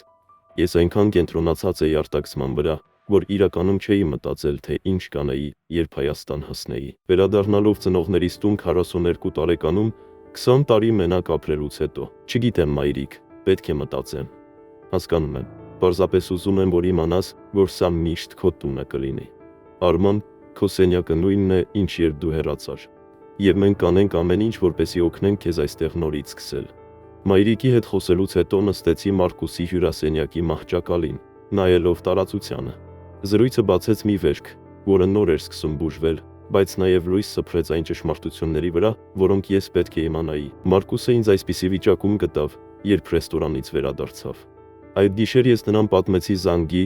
Անուշի մանիպուլյացիաների մասին, որոնք ապացուցել էին ծնողներիս անմեղությունը։ Դա ինձ չի զարմացնում, ասաց նա նստելով կողքիս, մահճակալին։ Դու միշտ զգուշությամբ էիր խոսում քրոջդ մասին, նույնիսկ վաղ տարիներին։ Կարծես միշտ որոշակի մակարդակով գիտեիր, որ նրան լիովին վստահելի չէ։ Նա ճիշտ էր։ Տարիների ընթացքում ես նկատել էի փոքր նշաններ, թե ինչպես Անուշը միշտ ավելի շատ հետաքրքրված էր փողով, քան իմ բարեկեցությամբ։ Ինչպես նրա զանգերը կասկածելիորեն համընկնում էին իմ ամսական տեղափոխություններին մոտ ամսաթվերի հետ, թե ինչպես նա երբեք չէր հետաքրքրվում աշխատանքից դուրս իմ կյանքով եւ փող աշխատելու իմ կարողությամբ։ Ինչ կանես հիմա, հարցրեց Մարկուսը։ Ես կկատարեմ կամավոր հեռանալու հրամանը։ Ես այլընտրանք չունեմ։ Ես կվերադառնամ Հայաստան, բայց չգիտեմ ուղիղ կվերադառնամ ծնողներիս մոտ, թե ոչ։ Ինձ տարածք է պետք այս ամենը վերլուծելու համար։ Մարկուսը գլխով արեց, ինչպես միշտ հասկանալով։ Ես զարմիկ ունեմ Երևանում։ Նա փոքրիկ ռեստորան ունի։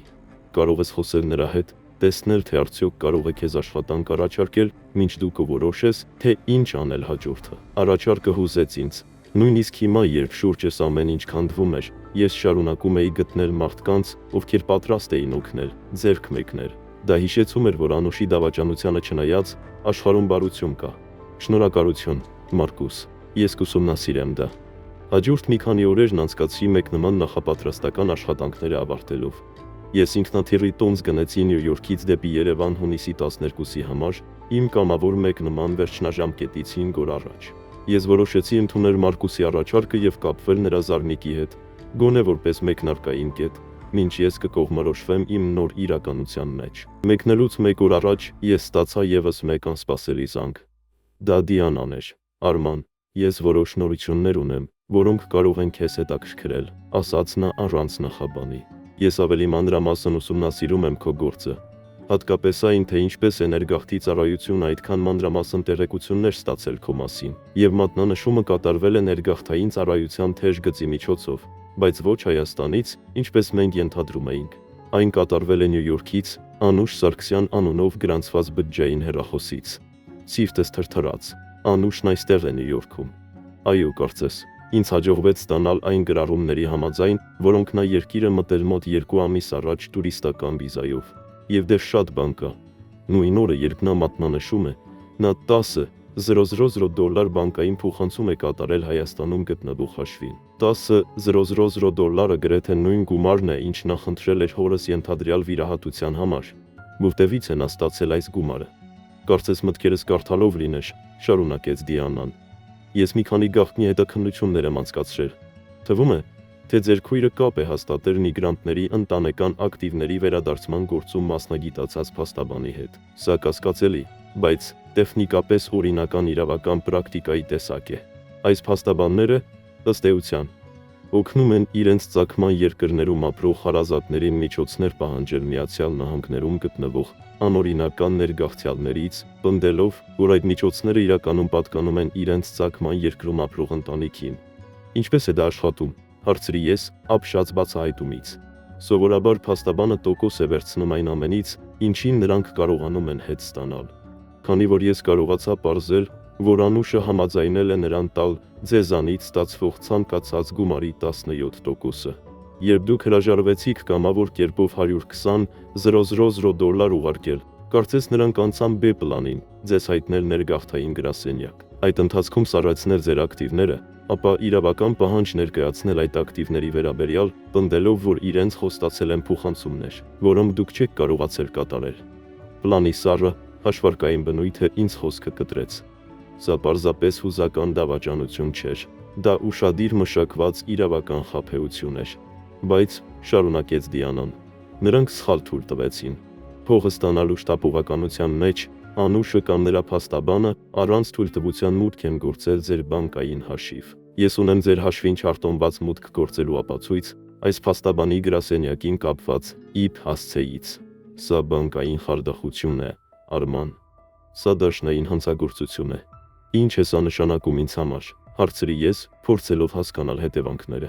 Դա կարող է շատ բան նշանակել, եթե դուք պատրաստ եք պաշտոնական բողոք ներկայացնել Անուշի եւ այս փաստաբանի դեմ։ Բանկային խարդախության եւ հնարավոր դավադրության համար մենք կարող ենք դիմել ԱՄՆ վիզայի համար։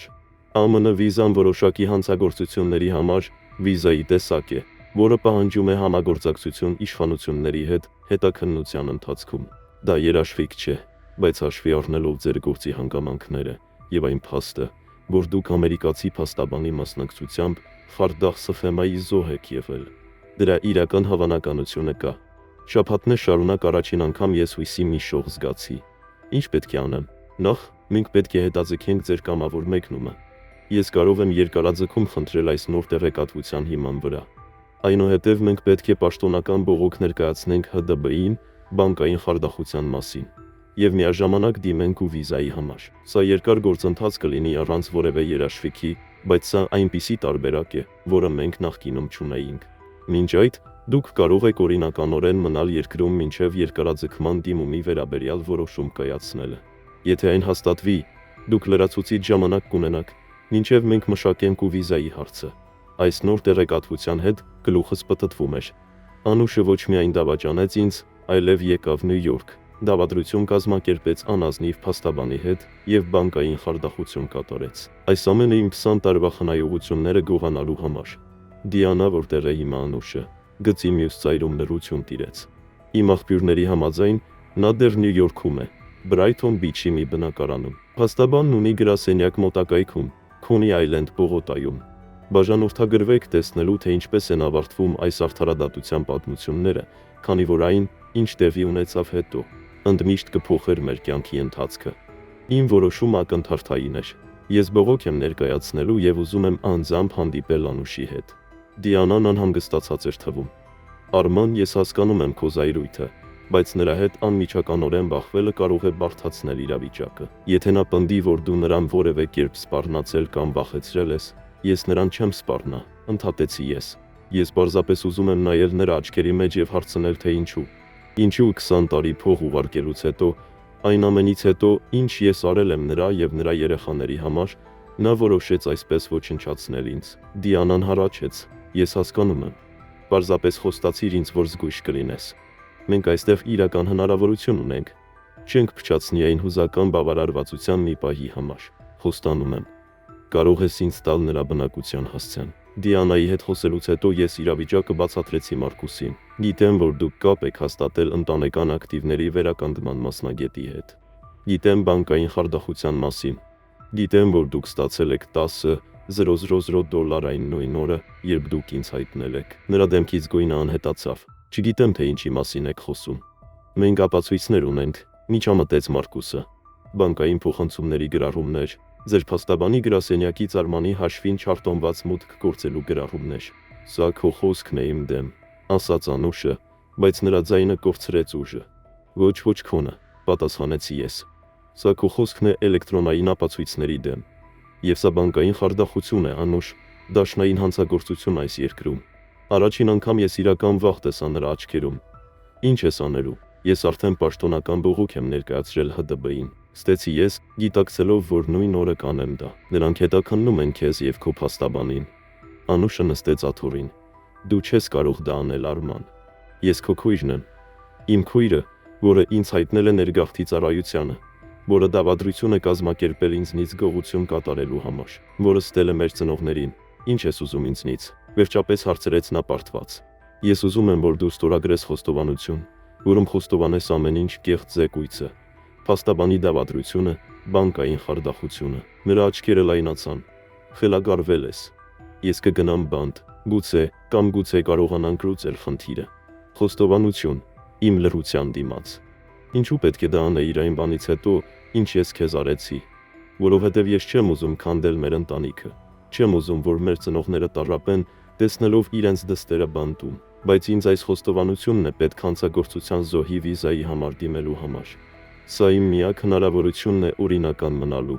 Անուշը ուշադիր նայեց ինձ։ Վերջապես, դողացող ձայնով նա հարցրեց. Ինչ պետք է անեմ։ Գրեմ եւ ստորագրեմ հայտարարություն, որտեղ մանրամասն նկարագրված կլինի ամեն ինչ։ Անուշը բնազդաբար նահանջեց։ Նրա ձեռքը ամուր բռնեց դռան եզրը։ Նրա աչքերը նյարդայնորեն սահեցին իմ եւ Մարկուսի դեմքի միջև։ Ինչպես գտաք ինձ, վերջապես հարցրեց նա։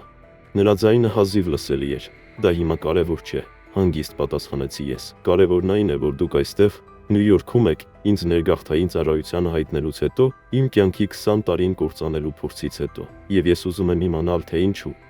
Անուշը նայեց միջանցքի երկու կողմերը եւ վերջապես մեզ ներս թողեց։ Բնակարանը զարմանալիորեն շքեղ էր։ Ժամանակակից կահույք, մեծ էկրանով հեռուստացույց, պատերին արվեստի գործեր։ Հետաքրքիր է, թե այս ամենից որքանն է ֆինանսավորվել այն $10,000, որը նա ստացել էր ինձ դավաճանելու համար։ Մայրիկս զանգահարեց ինձ, վերջապես ասացի ես։ Նա ասաց, որ ոչինչ չգիտի քո ծրագրի մասին, որ դու նաև նրանց ես ստել։ Անուշը շրջվեց։ Նրանք չէին հասկանա։ Նրանք երբեք չէին հասկանա, թե ինչ է նշանակում մնալ ետևում, մինչ դու գնում ես հնարավորությունների երկիր։ Մնացել ես ետևում, անհավատորեն կրկնեցի ես։ Անուշ, ես 20 տարի շարունակ ամեն ամիս փող եմ ուղարկել։ Վճարել եմ քո երեխաների համալսարանի համար։ Ինչպես կարող ես խոսել այն մասին, որ մնացել ես հետևում։ Ինչու դա երբեք բավարար չէր։ Նա պայթեց։ Դու ապրել ես քո ամերիկյան կյանքով, մինչ մենք մնացել ենք նույն հին տանը։ Գիտես ինչ է նշանակում տեսնել, թե ինչպես են քո երեխաները մեծանում, իմանալով, որ իրենց քեռին Ամերիկայում ավելի շատ հնարավորություններ ունի, քան նրանք։ Ես մի փոքրիկ բնակարան ունեի, որը տարիներ շարունակ կիսում էի անծանոթների հետ։ Այն աշխատում էր օրական 16 ժամ։ Դա նշանակում էր հրաժարվել սեփական ընտանիք կազմելուց, քանի որ ամեն լրացուցիչ կոպեկը քեզ էր հասնում։ Անուշը քմծի ծախ տվեց։ Դու փող ես ուղարկել, այո, բայց այնտեղ ես ապրել քո կյանքը։ Դու ընկերներ ունեիր, ելքեր, ազատություն։ Եվ այսպես որոշեցիր ամեն ինչ ոչնչացնել։ Նախանձից դրդված, արդարության համար մարտահրավեր նետեց նա։ Այս փողը պետք է մերը լիներ, մենք քո ընտանիքն ենք։ Ես գիտեմ փաստաբան մասին, ասացի ես։ Նրա աչքերը ավելի լայնացան, երբ նա մանրամասնորեն կարդում էր Անուշի խոստովանությունը։ Սա անհավանական է, ասաց նա, վերջապես վեր նայելով։ Արման, սա հենց այն է, ինչ մեզ պետք էր։ Այս խոստովանությամբ եւ բանկային խարդախության էլեկտրոնային ապացույցներով մենք ունենք ամուր հիմք ու վիզայի համար։ Որքան ամուր, հարցրի ես, փորձելով զսպել հույսերս։ Դիանան փաստաթուղթը դրեց սեղանին եւ ուղիղ նայեց ինձ։ 1-5 տարվա ներգաղթային պրակտիկայում ես երբեք ու վիզայի գործ չեմ ունեցել այդքան համոզիչ ապացույցներով։ Բանկային խարդախությունը որակավորված հանցագործություն է։ Այս խոստովանությունից պարզ է դառնում իշխանությունների հետ համագործակցությունը, եւ ձեր կրած վնասը ակնհայտ է։ Նա լռեց, առաջին անգամ շփտալով նրան ճանաչելուց ի վեր։ Ես ոչինչ չեմ կարող երաշխավորել արտագաղթի վերաբերյալ։ Դուք դա գիտեք, բայց կասեի, որ ձեր հնարավորությունները շատ լավն են։ Ավելի լավ, քան լավը։ Ինձ վրա թեթևության ալիք բարձրացավ, այնքան ուժեղ, որ ստիպված էի նստել։ Մեկ շաբաթ տևած հուսահատությունից հետո, երբ տեսա, թե ինչպես է փլուզվում այն ամենը, ինչի համար աշխատել եմ, վերջապես թունելի վերջում լույս կար։ Իրական հնարավորություն օրինականորեն մնալ այն երկրում, որը 20 տարի իմ տունն էր եղել։ Որոնք են հաջորդ քայլերը, հարցրեց Մարկուսը, ձեռքը դնելով ուսիս։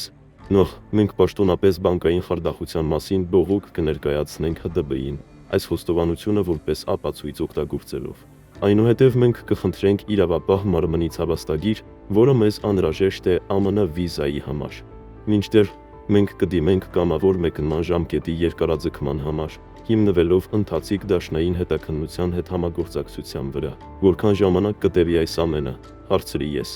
Մենք կարող ենք կամավոր մեկնման ժամկետի երկարաձգում ստանալ մի քանի օրից։ Վիզան ավելի երկար կտևի, հավանաբար, ամիսներ։ Բայց երբ դիմումը մշակվի, դուք կկարողանաք օրինականորեն մնալ երկրում եւ դիմել աշխատանքի թույլտվության, սպասելով որոշմանը։ Ինչպես եկաք Նյու Յորք, իմ փողը ստանալու մտադրությամբ։ Ինչպես կապ հաստատեցիք փաստաբանի հետ։ Ինչպես հաղորդեցիք ինձ մասին, երբ ես հրաժարվեցի ձեզ $120,000 տալ։ Ինչպես անօրինական կերպով մուտք գործեցիք իմ բանկային հաշվին։ Եվ հետո ինչ, հետո դուք հեռանում եք, վերադառնում եք Հայաստան։ Այդ $10,000 յուրաքանչյուր կոպեկը վերադարձնում մեր ծնողներին եւ այլևս երբեք չեք կապվում ինձ հետ։ Անուշը լուր մնաց մի ամբողջ հավերժություն թվաց։ Վերջապես նա դանդաղ գլխով արեց։ Լավ, ես կանեմ դա։ Մարկուսը հանեց մեր բերած փոքրիկ տետրն ու գրիչը։ Նա տվեց դրանք Անուշին, ով դողացող ձեռքերով վերցրեց դրանք։ Երբ Անուշը գրում էր իր խոստովանությունը, ես զգացի զգացմունքների տարօրինակ խառնուրդ։ Հաղթանակ չկար, միայն խորը հոգնածություն եւ այն զգացողությունը, որ իմ կյանքի մութ գլուխը վերջապես ավարտվում է։ Երբ նա ավարտեց, ստորագրեց փաստաթուղթը եւ առանց որևէ բառ ասելու տվեց ինձ։ Ես ուշադիր կարդացի այն, համոզվելով, որ այն ներառում է բոլոր անհրաժեշտ մանրամասները։ Հիմա ինչ, հարցրեց Անուշը։ Նրա ձայնը հազիվ լսելի էր։ Հիմա հեռանում ես, պարզապես պատասխանեցի ես։ Դու 24 ժամ ունես Նյու Յորքից հեռանալու համար։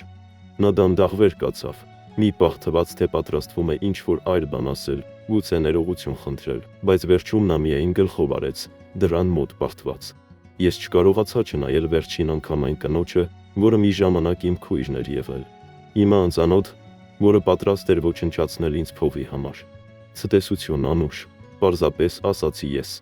Մենք դուրս եկանք բնակարանից, առանց հետ նայելու։ Տորագրված փաստաթուղթը ապահով էր իմ գրպանում հնարավոր փրկության տոմս։ Անուշի խոստովանությունը ձեռքին, Մարկուսի հետ ուղիղ գնացինք Դիանայի գրասենյակ։ Ես նրան հաղորդագրություն ուղարկեցի ճանապարհին, եւ նա մեզ սպասում էր նոր եփած սուրճով եւ անհամբեր սպասումի արտահայտությամբ։ Ստացար սա, հարցրեց նա, հենց որ մենք անցանք շեմը։ Ես նրան տվեցի ստորագրված փաստաթուղթը, որը նա արագ կարդաց։ Ես քո ծնողներին պատմեցի ամբողջ ճշմարտությունը։ Ամեն ինչ, ինչ արել էի։ Ինչու էր նա դա արել։ Քո մայրն ասում է, որ ամեն գիշեր լաց է լինում։ Ես չգիտեի, թե ինչ եզրակացության կան։ Մի մասն ուզում էր հավատալ նրա զղջմանը, բայց մեկ այլ, ավելի զգույշ մասը վառ հիշում էր նրա հաշվարկված դավաճանությունը։ Քո ծնողները անընդհատ հարցնում են քո մասին, շարունակեց Արտակը։ Նրանք ուզում են իմանալ, թե դու կվերադառնաս։ Եթե հարցնեն, ասա նրանց, որ լավ եմ, պատասխանեցի ես, որ ամեն ինչ լավանում է, որ շուտով կզանգահարեմ նրանց։ Այդ գիշեր ես վերջապես զանգահարեցի ծնողներիս։ Զրույցը հուզիչ էր, երկու կողմերից էլ արցունքներ։ Ես պատմեցի նրանց ՅՈՒ-ի վիզայի մասին, թե ինչպես Անուշի խոստովանությունը բացել էր մի դուռ, որը կարծես լիովին փակ էր։ Մայրս թեթևացած լաց եղավ, իսկ հայրս, մի մարդ, որը հազվադեպ էր զգացմունքներ ցուցաբերում, ստիպված եղավ հեռախոսը տալ մորս, քանի որ նրա ձայնը խզվել էր։ Անուշն այստեղ է, վերջապես ասաց մայրս։ Նա ուզում է խոսել քեզ հետ։ Ես կարող եմ հեռախոսը տալ նրան։ Ես տատանվում էի, անվստահ լինելով, թե արդյոք պատրաստ եմ նորից լսել նրա ձայնը, բայց ի վերջո գլխով արեցի ինքս ինձ։ Լավ։ Լռություն տիրեց, երբ հեռախոսը ձեռքից ձեռք անցավ, ապա Անուշի ձայնը, որն ավելի թույլ ու խոցելի էր հնչում, քան երբևէ։ Արման, ասաց նա, եւ ես լսեցի, որ նա լաց էր լինում։ Ես չեմ սպասում, որ դու ինձ ներես։ Գիտեմ, որ իմ արածը աններելի է։ Ես ուղղակի ուզում եմ, որ դու իմանաս, որ ես մեր ծնողներին ասացի ճշմարտությունը, ամբողջ ճշմարտությունը, եւ նրանց տվեցի խոստացած ամբողջ գումարը։ Գիտեմ, բաց պատասխանեցի ես։ Շուտով տեղափոխվում եմ, շարունակեց նա։ Ես աշխատանք կտա Երևանում։ Կարծում եմ բոլորի համար լավագույնն է, եթե ես ժամանակ անցկացնեմ ընտանիքիցս հեռու։ Ես չգիտեի ինչ ասել։ Մի մասն ուզում էր գոռալ նրա վրա, պահանջեր, որ նա լիովին հասկանա իր պատճառած վնասը։ Մյուս մասն էլ ուզում էր պարզապես փակել այս գլուխը եւ անցնել առաջ։ Անուշ, վերջապես ասացի ես չեմ կարող քեզ ներել։ Ոչ հիմա, գուցե երբեք, բայց գնահատում եմ, որ դու ճշմարտությունն ասացիր եւ գումարը վերադարձրեցիր մեր ծնողներին։ Մարկուսը թեթևակի շոյեց մեջքս։ Տես, ասացի, որ լուծում կգտնենք։ Հաջորդ մի քանի օրերը հույզերի եւ թղթաբանության անվերջանալի էին։ Դիանան պահեց իր խոսքը։ Մենք պաշտոնական բողոք ներկայացրինք ՀԴԲ-ին, որն անմիջապես հետաքննություն սկսեց Անուշի եւ փաստաբանի դեմ։ Գործակալությունը հատուկ հետաքրքրություն ցուցաբերեց փաստաբանի նկատմամբ, կասկածելով, որ սա կարող է նրա առաջին փորձը չլինել խոցելի ներգաղթյալներին խաբելու համար։ Մինչդեռ կամավոր մեկնման ժամկետի երկարաձգման մեր դիմումը զարմանալիորեն արագ հաստատվեց։ Դատավոր Հարիսոնը, նույնը, ով հրամայել էր իմ արտաքսումը, վերանայեց նորապացույցները եւ 6 ամսյա երկարաձգում տվեց։ Բավականաչափ ժամանակ էր ու վիզայի գործընթացը շարունակելու համար։ Արտաքսման անմիջական սպառնալիքի հետաձգման պատճառով ես կարողացա սկսել վերականգնել կյանքս։ Մարկուսն ինձ առաջարկեց աշխատանք վերադառնալ իր ռեստորան, այս անգամ ավելի լավ աշխատավարձով եւ խոստանալով օգնել ճաշացանկի համար իմ սեփական բաղադրատոմսերը մշակելու հարցում։ Ես վարձակալեցի ռեստորանի կողքին գտնվող համեստ, բայց հարմարավետ սենյակ եւ աստիճանաբար սկսեցի վերականգնել կորցրած կայունությունը։ Հուլիսի սկզբին ես զանգ ստացա Արտակից, Երևանից։ Ընկեր, չգիտեմ ինչպես քեզ սա ասել, սկսեց նա լարված ձայնով։ Անուշը վերադարձել է քաղաք։ Սիրտս սեղմվեց, տեսնելով թե որքան տարբեր էր նա։ Նա ժամանեց 3 օր առաջ, առանց Նյու Յորքում գնաց բոլոր թանկարժեք իրերի, նա ուղիղ գնաց քո ծնողների մոտ։ Սկզբում քո հայրը չէր ուզում տեսնել նրան, բայց մայրդ միջամտեց։ Լսվում է ինչի չէր, լաց, ամբողջ թավամասը լսում էր։ Եվ հիմա նա ժամանակավորապես ապրում է նրանց հետ։ Ահա թե ինչ է նա ասում։ Տարօրինակն այն է, որ նա նրանց տվեց իր ամբողջ փողը, բոլոր 10,000 դոլարները։ Նա ասաց նրանց, որ դա քոնն է, որ այն պատկանում է քեզ կամ նրանց, ոչ թե իրեն։ Ես փակեցի աչքերս, փորձելով մարսել այս տեղեկատվությունը։ Անուշը կատարեց մեր պայմանավորվածության այդ մասը։ Նա խոսում էր իմ մասին, դծի մյուս ծայրում լռություն տիրեց։ Այո, բայց ոչ այնպես, ինչպես կարող ես սպասել։ Նա ոչ զայրացած է, ոչ էլ վիրավորված։ Նա ձեզ զղջում է։ Իմ սեփական քույրը փորձեց մանիպուլյացիայի ենթարկել ինձ, ստիպելով ինձ հրաժարվել իմ բոլոր խնայողություններից, ոչ թե անհրաժեշտությունից դրդված, այլ վրդովմունքից, այն մտքից, որ ես արժանի չեմ այն քիչին, որ կարողացել էի ինձ համար կառուցել։ Ես չեմ ուղարկելու 120,000 դոլար գոյություն չունեցող վիրահատության համար, ասացի ես։ Ես կշարունակեմ ամեն ամիս ուղարկել այն, ինչ կարող եմ, ինչպես միշտ արել եմ,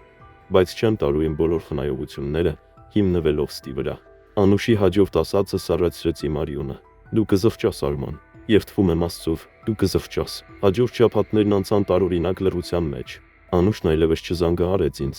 ինչը անսովոր էր, հաշվի առնելով, որ նա սովորաբար շաբաթը առնվազն 2 անգամ կապ էր հաստատում ինձ հետ, կամ որևէ խնդրի մասին պատմելու կամ հարցնելու, թե երբ եմ հաջորդ փոխանցումը ուղարկելու։ Ես մի քանի անգամ փորձեցի կապվել ծնողներիս հետ, բայց մայրս միշտ պատասխանում էր, ասելով, որ հայրիկը հանգստանում է կամ բժշկի մոտ է գնացել։ Զրույցները կարճ էին, անհարմար։ Կարծես նա ինձ հետ խոսում էր ինչ-որ մեկի ներկայությամբ, որը վերահսկում էր յուրաքանչյուր բառը։ Ապրիլի կեսերին ես ստացա Արտակի մի հաղորդագրություն, որը շփոթեցրեց ինձ։ Քո քույրը տարօրինակ հարցեր է տալիս։ Նա ուզում է իմանալ, թե որտեղ ես աշխատում, քո հասցեն, քո գրաֆիկը։ Նա ասում է, որ ուզում է անակնկալ նվեր ուղարկել քեզ ծննդյանդ արդիվ, բայց դա դեռ շատ հեռու է։ Զգույշ եղիր, ընկեր։ Արտակի նախազգուշացումը անհանգստացրեց ինձ, բայց ես որոշեցի չփոխել իմ սովորությունները։ Իմ կյանքը բաղկացած էր աշխատանքից, ռեստորանից, իմ փոքրիկ բնակարանից եւ կիրակի օրերին ընկերների հետ, երբեմն զբոսանքներից։ Ես թաքցնելու ոչինչ չունեի եւ անկեղծ ասած, չէի կարող պատկերացնել, թե ինչ կարող էր անել Անուշը Հայաստանից, որը կարող էր ազդել ինձ վրա Նյու Յորքում։ Մարտի 22-ը ռեստորանում հատկապես զբաղված օր էր։ Մեր ռեստորանը միշտ գրավում էր հայկական համայնքի ամբոխին, որը փնտրում էր ավանդական ուտեստներ։ Չնայած այն, ինչ մենք մատուցում էինք, ավելի շատ ամերիկյան ճաշակին հարմարեցված տարբերակ էր։ Մարկուսը ճաշացանկին ավելացրել էր հատուկ ուտեստներ եւ հաստատությունները զարդարել էր փոքր հայկական դրոշներով։ Այս ժեստը, որը ես գնահատեցի, չնայած մի փոքր հեգնական էր համարում հայկական տոն նշող իտալական ռեստորանում աշխատելը։ Ես մատուցման մեջ էի, կենտրոնացած մեկը մյուսի հետևից պատվեր պատրաստելու վրա, երբ նկատեցի, որ Մարկուսը խոհանոցի դռնից ինձ էր ցույց տալիս։ Նրա դեմքի արտահայտությունը լուրջ էր, ինչը հազվադեպ էր նրա համար, քանի որ նա միշտ պահպանում էր դրական վերաբերմունք, նույնիսկ ամենաքաոսային օրերին։ Արման, ես պետք է խոսեմ քեզ հետ, հանգիստ ասաց նա, երբ ես մոտեցա։ Իմ գրասենյակում սիրտս անմիջապես ցատկոտեց։ 15 տարվա ընթացքում նա երբեք ինձ չէր կանչել իր գրասենյակ։ Սպասարկման ընթացքում ներսում Մարկուսը փակեց դուռը եւ նայեց ինձ տխրության եւ մտահոգության խառնուրդով։ Ես հենց նոր անանուն զանգ ստացա, ասաց նա առանց նախաբանի։ Մեկը հայտնել էր, որ իմ խոհանոցում աշխատում է անօրինական ներգաղթյալ։ Նրանք հատուկ քո անունը կանչեցին։ Ես զգացի, որ հողը շարժվեց ոտքերիս տակից։ Մարկուս, ես։ Նա բարձրացրեց ձեռքը ինձ կանգնեցնելու համար։ Դու ոչինչ բացատրելու կարիք չունես, Արմանդ։ Ես գիտեմ, թե դու ով ես։ 15 տարվա համատեղ աշխատանքը ինձ ցույց տվեց այն ամենը, ինչ ես պետք է իմանամ քո բնավորության մասին։ Ինչ է լինելու հետո, հարցրի ես, զգալով, որ ձայնս դողում է։ Մարկուսը ծանր հառաչեց։ Զանգահարող տղամարդն ասաց, որ արդեն կապ է հաստատել ներգաղթի ծառայության հետ։ Չգիտեմ դա ճիշտ է թե ոչ, բայց մենք չենք կարող ռիսկի դիմել։ Դու պետք է հենց հիմա հեռանաս, օգտվիր հետևի երգից։ Բայց սպասարկում, անիծյալ սպասարկում, վճռականորեն ասաց նա։ Քո անվտանգությունն ավելի կարևոր է։ Վերցրու սա։ Նա գրպանից հանեց մի ծրար եւ մեկնեց ինձ։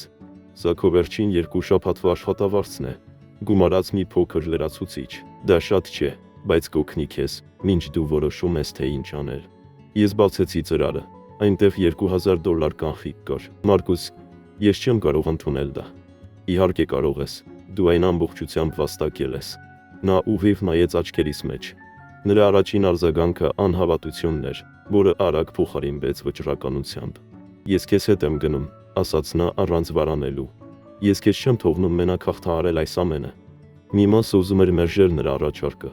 նրան հեռու պահել այս խառնաշփոթից, որը դարձել էր իմ կյանքը, բայց մեկ այլ մասը, գուցե ամենաանկեղծը, խորապես երախտապարտ էր նրա աջակցության համար։ Շնորհակալություն ընկեր։ Այդ գիշեր փորձելով քնել, միտքս կրկնում էր այն ամենը, ինչ տեղի էր ունեցել։ Կտորները հիմա իրենց տեղն էին ընկնում։ Անուշի պնդումը 120,000 դոլարի վերաբերյալ։ Նրա զայրույթը, երբ ես հրաժարվեցի, զարմանալիորեն մանրամասն դատապարտումը։ Գումարը, որը ինչ-որ կերպ հայտնվել էր նրա հաշվին։ Նա Նյու Յորք էր եկել հստակ ծրագրով, ստանալ իմ խնայողությունները ցանկացած միջոցով, եւ երբ հուզական մանիպուլյացիան ձախողվեց, նա դիմեց ամենախիստ դավաճանությանը։ Այդ առավոտյան ես չեղարկեցի իմ ինքնաթիռի տոմսը դեպի Երևան, եւ Մարկուսի հետ միասին մենք ուղևորվեցինք Դիանայի տրամադրած հասցեն։ Միջին խավի բնակարանային համալիր Բրայթոն Բիչում, թաղամաս, որտեղ մեծ թվով ներգաղթյալներ են բնակվում նախկին խորհրդային միությունից։ Անուշի բնակարանը երկրորդ հարկում էր։ Նրա դռան մոտ կանգնած ես զգացի, թե ինչպես է սիրտս բաբախում կրծքիս մեջ։ Մարկուսը ձեռքը դրեց ուսիս, նուր աջակցության ժեստ։ Ես զանգը տվեցի, եւ մենք սպասեցինք։ Անցան վայրկյաններ, որոնք թվացին ժամեր։ Վերջապես լսեցի մոտեցող քայլերի ձայն եւ դուռը բացվեց։ Անուշը կանգնեց իմ առջև, բոլորովին այլ տեսքով, քան ես պահել էի հիշողությանս մեջ։ Նա հագել էր թանկարժեք հագուստ, այնպիսին, ինչպիսին նա երբեք չէր կարող գնել իր եկամուտով Հայաստանում։ Նա ուներ նրբագեղ սամերվածք եւ թանկարժեք զարդեր։ Նրա աչքերը լայնացան ինձ տեսնելիս։ Նրա դեմքով անցավ ցնցման եւ վախի խառնուրդ։ Արման, շշնջաց նա, կարծես ուրվական տեսած լիներ։ Բարև Անուշ, պատասխանեցի ես, զարմացած ձայնիս հանգստությունից։ Կարող եմ ներս մտնել։ Կարծում եմ մենք շատ բան ունենք խոսելու։ Գծի մյուս ծայրում խուլ լաց լսվեց։ Հասկանում եմ, պարզապես ուզում էի, որ իմանաս, որ ցավում են։ Իսկապես ցավում են։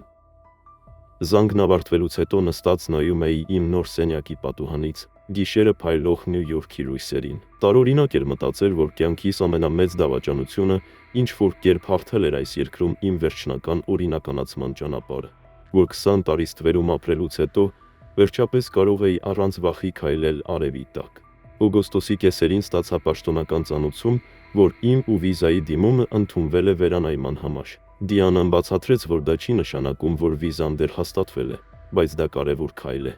Հիմա ես կարող էի դիմել աշխատանքի թույլտվության համար, սպասելով վերջնական որոշմանը։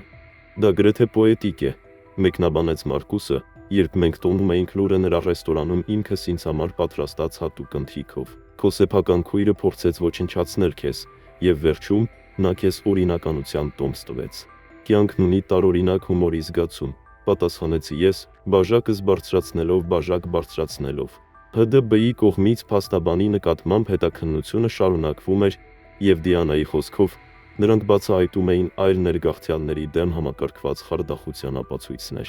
Անուշը, համագործակցելով եւ կամավոր վերադառնալով Հայաստան, հավանաբար մեղադրանքի չէր ենթարկվի, բայց փաստաբանը լուրջ խնդիրների մեջ էր։ Տոնակատարությունից հետո այդ գիշեր ես երկար նամակ գրեցի ծնողներիս, պատմելով նրանց գործի ընթացքի, Մարկուսի հետ աշխատանքի վերադառնալու,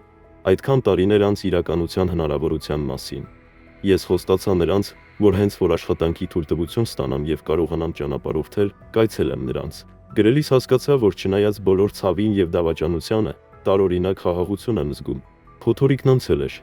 եւ չնայած վնասը մնացել էր, ես գտել էի դրա միջով անցնելու մի ճանապարհ, որը հեգնանքով երբեք չէի գտնի, եթե Անուշը չփորձեր ոչնչացնել ինձ։ Եթե ձեզ դուր եկավ արդարադատության այս պատմությունը, բաժանորդագրվեք նմանատիպ ավելի շատ վկայությունների, քանի որ կան հազարավոր ներգաղթյալներ, ինչպես ես, ովքեր անսպասելի ճանապարհներ են գտնում արդարություն փնտրելու դավաճանության մեջ։ Ես 20 տարի գումար էի ուղարկում իմ ընտանիքին, եւ նրանք ինձ զեկուցել են ներգաղթի ծառայությանը։ Բայց այդ դավաճանության շնորհիվ ես գտա այն օրինականության ճանապարհը, որի մասին միշտ երազել եմ։